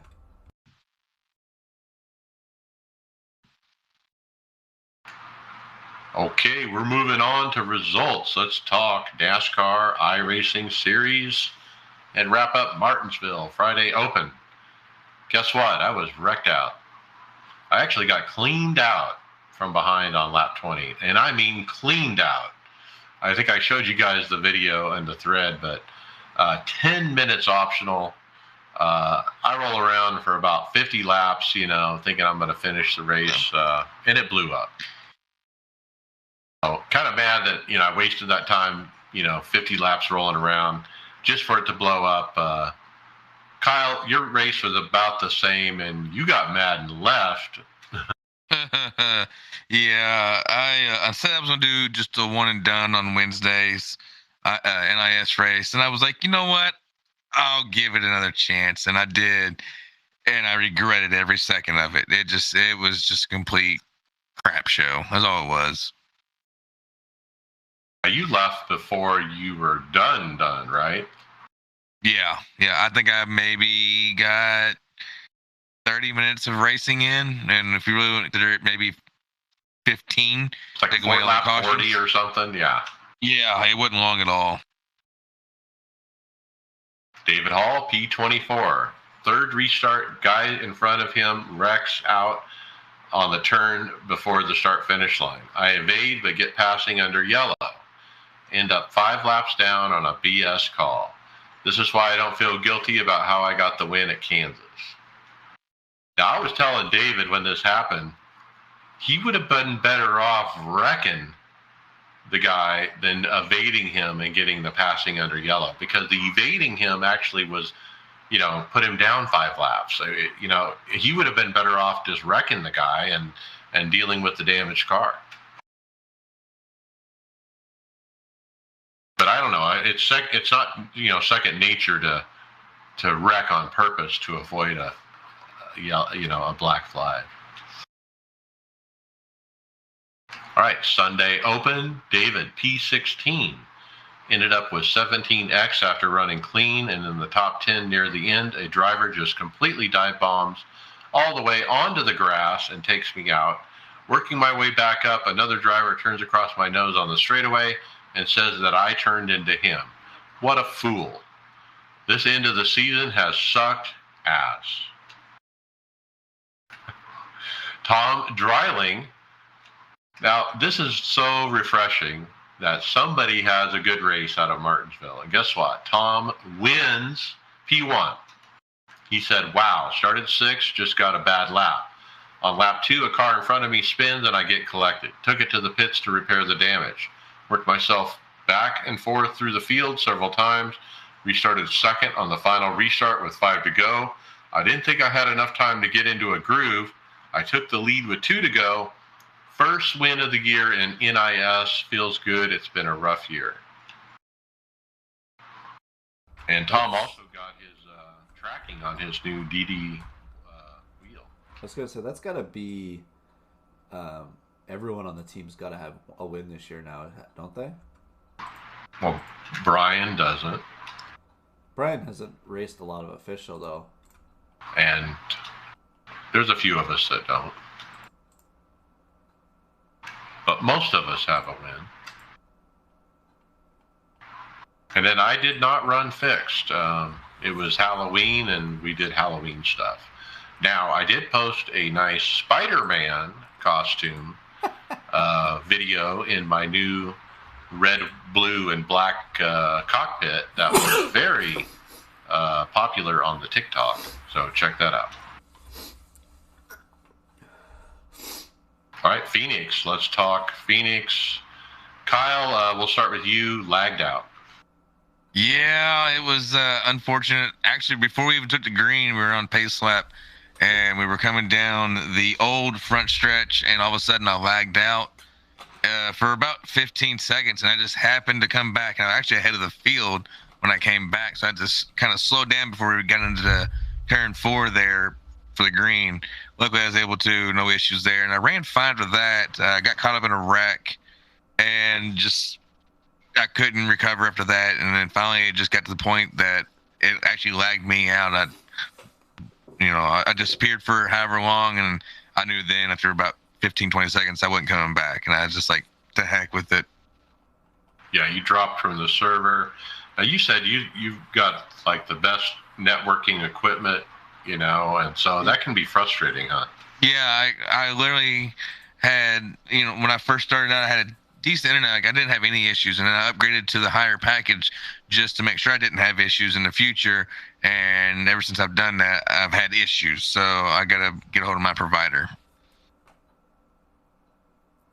All right, David, he said, oops, lack of attention span. I took myself out under caution. Lucky no one else collected. Now, the real story is he put himself into the barrels at the beginning of pit road. So you know how people fake getting onto pit road at Phoenix? You have to be freaking careful, because if you're not paying attention and they fake and you're not ready for it, you'll end up in those barrels. And that's guaranteed what happened to David. He was, I think, embarrassed and quickly left the server. All right, and then I ran and I got wrecked out with about 50 to go. Man, I told you guys I've been chewing on this today because I felt like I screwed myself on this. I had gone to the back 3 times. I had actually spun once, and twice I missed my pit. Now, what happened was shortly after the race started, sim racing apps stopped working. I don't know why. And it's been rock solid. I've never had a problem with it, but it just wouldn't work. And that's the one that provides me that countdown to pit road, where it says 5, 4, 3. And so coming onto pit road under caution, I don't know what I'm thinking. I knew that it was broken because I missed it once, and then I pit again, and it just, I went out of my mind. I don't know, but I just drove right past my pit box. I was waiting for that audio call, and I just think, we race so often, and I use that so religiously that it's just second nature, to wait for that pit, to hear the 5, 4, 3, 2, 1. And when I don't hear it, I don't pull into the pit box, and it's just a bad habit. I probably need to break, but anyway, I digress. I was the only car who came up through the field 3 different times. I would be like 21st, and I would get up to like 4th, and then something would happen. And then I would be like 25th, and then work my way up to 5th. And I think I was running 4th the 3rd time I came up through there near the end of the race, and I did bobbled just a hair. I mean, not even anything. And the guy just ran right over me. And now he did send me a note after the race and gave me an apology, and that was nice. But still, I don't blame him. I should have been up front, and I shouldn't have made those mental errors. And perhaps if I had kept that track position, I wouldn't have been ran over. So, Greg, I mean, you were telling me, again, it always comes down to track position. Quick question for you real quick, Mike. Do you use the sim racing apps? Their maps? Do you use them? I don't use the map, no, but I use several different things. I have gauges. The track map that they offer has a pit stall locator built into it.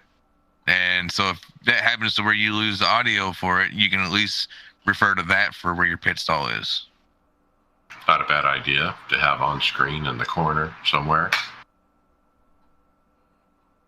So I skipped today the running because it is a full distance race. And Tony ran. He didn't put his result here, but he did get wrecked out on lap 30.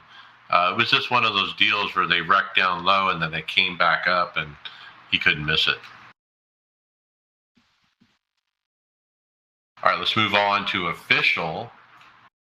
Believe it or not, I jumped into an official Mazda Cup at Oran Park and loved it, guys. I was having fun. I qualified P3, finished P2. Now, what I noticed was as we took the green, which was a standing start, I had a really good start, and I'm coming into the turn 1. And there's a guy coming off pit road ahead of us. So what happened was the guy missed the start or whatever and started on pit road, and they let him go before the field went. or his pit box is ahead of the field. I don't know. But he actually came off like going into turn one, like in second place. So iRacing, you have something broken, very broken at Oran Park. So when I ran the second race, I told everybody verbally, hey, don't start on pit road because there's something broke, and nobody did on the second attempt. And I qualified fourth and finished second again. Very happy with that. So I tried again. Third attempt, I qualified seventh and finished third. And so never finishing out of the top three, I had a blast with the Mazda Cup car at Oran Park. Love that track. David Hall, PDS Euro Sprint, P1. His first run at Daytona this week, and he gets the victory. Let's talk league racing. The Fast Track Sim Racing League is coming to an end. Monday night, David, P7. Greg, P1. Well done. And you called it. You said you were going to win it. I had no choice, didn't I? There wasn't enough people in the race to point my way into the championship four with, you know, I think we only have, 17 people start the race. And you were asked about track position there at Phoenix there, Mike. Martinsville was about that too, is getting the track position, and I started second behind our teammate Joe Owen, who had a great run the whole race. He was up front. Even when he got in an accident, he ended up coming back through the field and got back to the front. And but yeah, it was a great race. Between Joe and I, we led 237 of the 254 laps because of the green-white checkered. And I'll take the win, move on to the championship race on Monday night, and see if I can bring it home for the Team Fosse here. And since Bobby came on as my sponsor for SimWraps there, I've been on a pretty good roll in this series. I have 4 wins since he came on as a sponsor for me, and I have a win in every round of the playoffs so far, and I won just before the playoffs to get in. So I'm thankful that he's on the car, and definitely try and win the championship for him next week. Yeah, I think it's cool that you're able to run for the championship in this league. It's been a lot of fun. I wish we had a few more drivers in some of these late season races, but Jeff Marble's working on that. He's pledged to really do some recruiting before we get back to Daytona next year. Well, a nice win. You and Joe were the class of the field. It was clear. Well, and that's all on Joe's setup there was the reason that we had anything there. And I always know there's a couple tracks I know that Joe runs the same way I do, and I kind of popped in a set that he said he was working with because I had gone out on the practice, and if you notice, I didn't have any results from last week too as well at Martinsville, and you said to me, because I avoided Martinsville last week just because I was kind of burnt out. That was one of the other reasons why I built another PC.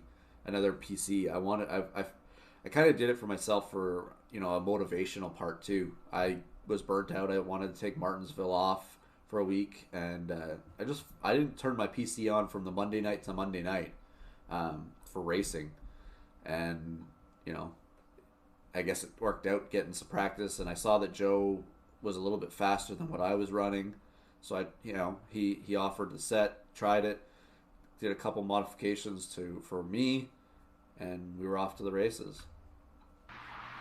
Yeah, and then David and I ran our set we've been running all week and did a different direction than you guys, and that was probably a mistake because we weren't as fast as you guys for sure. My race, I actually ended up P5, and I'm pretty damn proud of that because I ran near the back for quite a while, and I was out to lunch for a while too. I was just struggling. But I got my head on straight on that final run, and finally found my line, I guess you would call it again. and made some really good moves on that final run and just got it back up to P5. So after running like crap and being 17th, 18th, most of the race, to finish P5, real happy with that. Good to see Greg and Joe running so well as well. Okay, let's keep going. Saturday, the Sim 500 Esports Racing League Throwback ARCA Series. It was the ARCA car at Texas Legacy. I started P15, I finished P12. No cautions. I short pitted halfway, about 4 laps early than everyone else, but it didn't pay off. Chris Scales ran with me, and he got P14. Now, he didn't pit until it was empty, so he got to lead some laps, but because the caution never came, it didn't work out very well for him as well. And so there weren't a lot of cars. I want to say 17 or 18, so we finished 12th and 14th, so not a great showing. But our first time in this league, the Sim 500 guys are fun to race with. A good group, and it was fairly clean racing. So that's Saturday night, guys. If you want something to run Saturday, come run with me and Chris. Okay, next is hosted. I ran a bunch of stuff.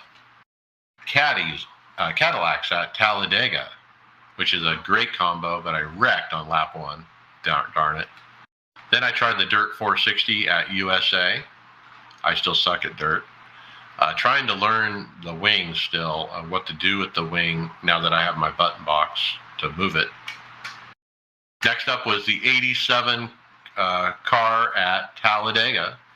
And man, I haven't been in the 87 car in a long time. And usually, because I usually get clean air at a restrictor plate on that car and it turns around on me and I get embarrassed. But I didn't have that problem during this race, and I felt a lot more comfortable. So I might start running that a little bit more.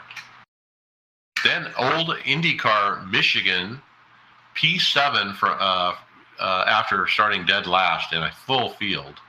That was a blast. I had a lot of fun with that. And then the Falcon at Michigan P3 after starting from the back in the famous Chris McGuire hosted sessions. And Kyle, you were asking me how to find those races. They're usually late night, Thursday, Friday, Saturday, typically, maybe 8 p.m. Eastern on. Okay, I can find those then. They're a blast. Great combos. Let's move on to the OBRL Aftermath Truck Series. It was Eddie Jones. He wins the iRacers Lounge Aftermath Podcast NASCAR Truck Series at Phoenix. Steve Thompson in second. Dwayne MacArthur in third. Soon you're going to start seeing my name up there. Just joined the league this week. I'm going to be starting next week with it, even though they're coming down at the end of the season for the ARCA and the Truck Series. Nice. And let's talk iRacing iRock Challenge Series Season 4. All right, guys. Season 4 is basically a go. Starting tonight, actually, I should be in there right now practicing. We're having our kickoff clash at Daytona and the next-gen cars. It's going to kind of just be a preview for what the season's going to hold for the 27 race season. So if you are live listening right now, be sure to check us out on PTM Racing on Facebook. If you can't make the live, it's okay. They actually will take and put the races on YouTube as well under the same name. So you can check them out there. They hold on to them for a day or two on their Facebook as well, if I'm not mistaken. So anywhere you're at, you can find it. Be sure to check it out. I'm curious to see how these next-gen cars are going to do. I really am. All right, let's jump to final thoughts. Greg Hectus. I'm excited for our race Monday night. I don't know what to expect. I seem to be faster at all the tracks that incorporate the brake pedal on the stock cars. If you look at my wins this season, they've all come on tracks that aren't full-out throttle fests. So we'll see how this goes. I'm kind of really anxious to race tomorrow afternoon to get something under my belt before I do the Phoenix race with the new setup. Kind of a little bit of anxiety about racing the first long race on the setup beforehand, so I'm hoping I can get home and get something, even a road race or something in, just to try it out before I get into racing tomorrow night. But just can't wait to see how this new system performs. Eye candy on will be the fun part. All right, Kyle Pendergraph, final thought? So they always say that when you're on a streak, it's going to come to an end. I was on a really hot streak there for a while, gaining almost about 500 I rating in a matter of 3 or 4 weeks, I guess it was. And just like that, in 2 weeks, I've lost most of it, and I'm hanging on to the 2000s by 8 points right now. So I'm going to try to focus on getting that back up, back to near 2500 again. You're not the only one. I mean, Martinsville, the week before that, and Phoenix, I've not finished a race, and so that's 3 weeks going on, and my I rating, I've lost an even 500 in 3 weeks. So it's a sickening feeling. It really is, to work that hard and then to lose it. Exactly. And I don't feel like I was the cause of the loss. You're getting caught up and stuff. It's bad luck, that kind of thing. So it is frustrating. It's a lack of respect, I tell you. All right, my final thoughts. Man, I'm enjoying the cockpit. I love the fact it's on wheels. I can't stress that enough, how awesome it is that it's self-contained. That I'm, like, every time I race it, I literally put it in a different part of the room. I don't know why I do that, but I do. I guess because I can.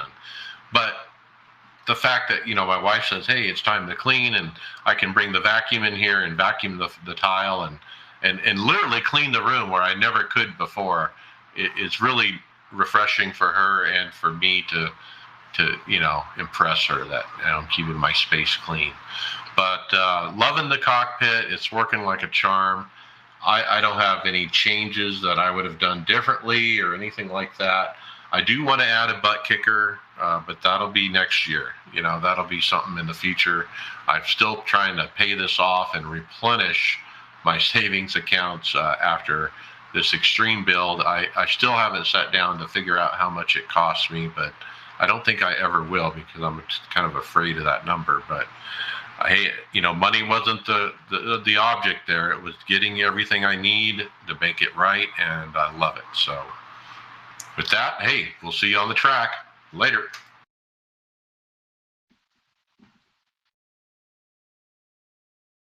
Right, title ideas.